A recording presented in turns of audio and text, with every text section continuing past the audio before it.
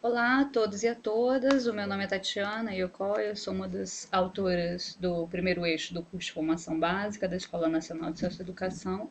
Vou me apresentar para vocês, né, e comentar um pouquinho do conteúdo do primeiro eixo. Eu sou psicóloga, sou mestre, sou doutora em psicologia pela Universidade de Brasília. No meu mestrado eu investiguei processos de desenvolvimento de adolescentes numa casa de semi-liberdade. E no meu doutorado eu me dediquei a propostas, né, de formação para o profissional que atende dentro do sistema socioeducativo.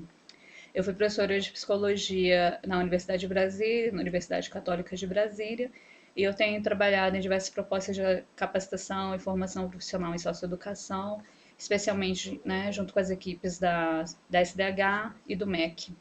Eu tenho pesquisado, tenho lecionado e tenho atuado em socioeducação já há uns 13 anos e tenho percebido, né, uma série de mudanças de lá para cá.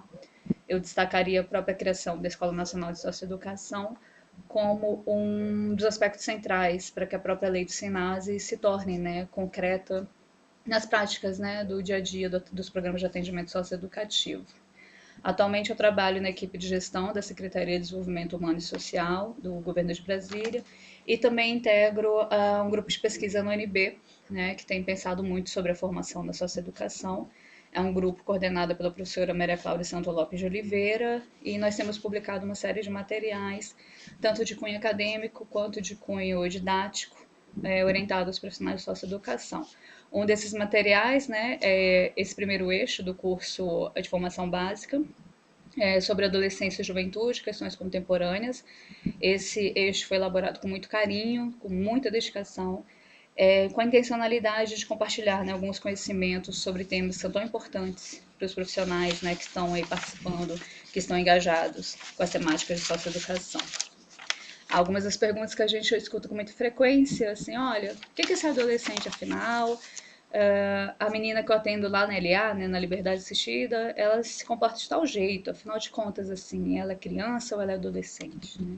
Ah, um menino lá da minha unidade de internação, ele faz tal coisa, isso é normal para adolescente? Né? São algumas perguntas, assim, que sinalizam um grande desejo, né, do profissional de socioeducação em conhecer mais, em aprofundar seus conhecimentos e articular, né, seus saberes e seus fazeres a novas possibilidades de compreensão dos adolescentes de hoje em dia. Além do texto básico do eixo, né, nós propomos também que vocês participem bem do espaço do Fora de Discussão, que é assim um ambiente riquíssimo para troca de experiências, para construção coletiva de conhecimentos e para troca para reflexões, né, sobre as práticas, né?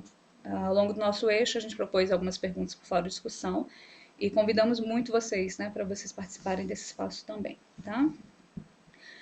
Nós produzimos, né, esse primeiro eixo do curso procurando relacionar os desenvolvimentos dos adolescentes questões de hoje em dia, né? Por exemplo, novos arranjos de família, as vulnerabilidades que os nossos adolescentes enfrentam, a tendência, né, a criminalizar determinados grupos de adolescentes, né, dentre outros temas que a gente procurou dar destaque. No início, né, a gente procurou propor, né, diversos questionamentos a mitos, a estereótipos sobre adolescentes. Né? Na nossa cultura é muito comum a gente escutar que todo adolescente é rebelde, que adolescente não tem limite, que o adolescente não quer nada com nada, que todo adolescente é um aborrecente, né? E a gente gostaria de propor, né, questionamentos sobre esses conhecimentos de senso comum, porque o profissional de socioeducação ele precisa, né, estar com o seu trabalho subsidiado por outros tipos de conhecimentos para além desses. Nós também no eixo apresentamos várias perspectivas para a compreensão da adolescência, por exemplo, perspectivas cronológicas, etárias, que dão subsídio, né, ações, por exemplo, a classificação indicativa de um desenho animado, de um filme, outras perspectivas que usam, né, critérios sociais, por exemplo, a hora que se tira a carteira de motorista para dirigir, a hora que se consegue o primeiro emprego, na hora que sai da casa da família. Outras perspectivas que consideram a adolescência como uma fase típica, né, de desenvolvimento humano, né, com estágio de desenvolvimento. Outras perspectivas de cunho mais sociocultural, né, que é o que nós valorizamos mais, porque essa perspectiva tem mostrado mais fértil para a compreensão das diversas possibilidades de ser adolescente nos dias de hoje. Né?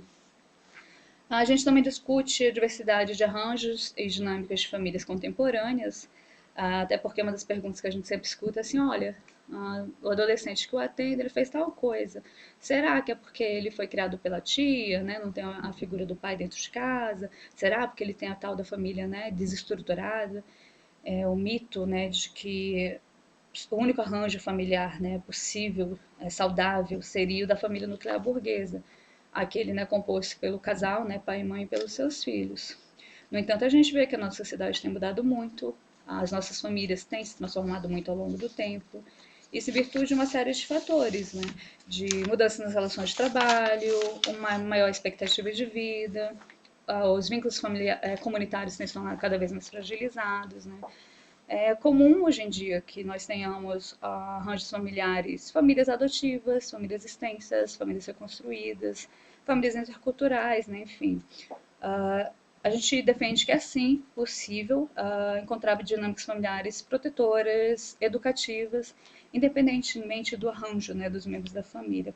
Então, nós gostaríamos de estimular também visões mais plurais, mais flexíveis sobre, né, as configurações de famílias brasileiras.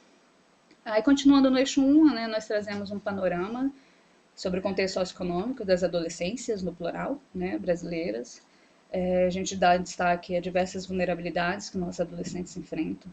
Né? Por exemplo, a grande percentagem de adolescentes brasileiros que vivem em situação de extrema pobreza, ao fato de que praticamente metade dos adolescentes de 15, 16 e 17 anos estão, né, com um atraso na escola ou mesmo já abandonaram os estudos, e um alarmante índice de homicídio na adolescência no país. Né? Diariamente, em média, são assassinados 19 adolescentes no Brasil.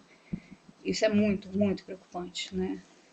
E, assim, diversas dessas vulnerabilidades se articulam entre si, mas elas tendem a causar, né, mais riscos e danos para adolescentes que possuem vínculos homoafetivos, para adolescentes pobres, para adolescentes negros, para adolescentes que moram, né, em comunidades de periferia, periferia entre aspas, para ser didática, porque o nosso tempo aqui é curto, periferias do centro urbano.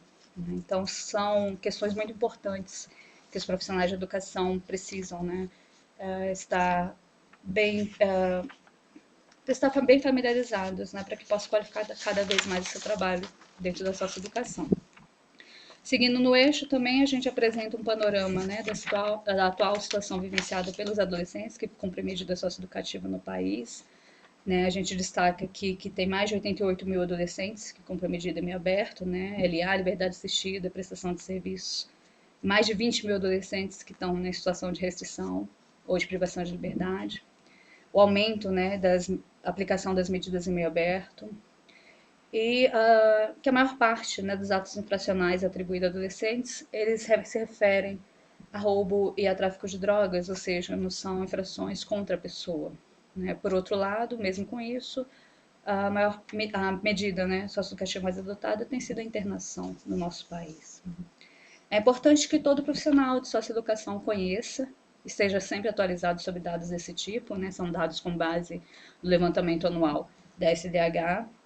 Essas informações, né, podem servir de subsídio para que esse trabalhador possa, né, se posicionar criticamente diante de uma série de premissas do senso comum que contribuem para a criminalização dos nossos adolescentes e para que esse profissional também, né, possa defender a função pedagógica da medida socioeducativa e a responsabilização dos nossos adolescentes. Enfim, né, gostaríamos de dar boas-vindas para vocês. Como eu disse anteriormente, esse primeiro eixo foi elaborado com muito carinho, com muita dedicação, e nós esperamos que esse material colabore, né, para que vocês conheçam mais sobre adolescências, sobre famílias, sobre mitos e estereótipos sobre adolescentes, sobre processos de criminalização dos adolescentes e, né, sobre os adolescentes que estão em situação, né, de cumprimento de medidas socioeducativas. Os temas que nós procuramos destacar, eles são importantíssimos para que os profissionais da socioeducação possam atuar em direção à garantia de direitos e atuar como, né, agentes de promoção e desenvolvimento dos nossos adolescentes.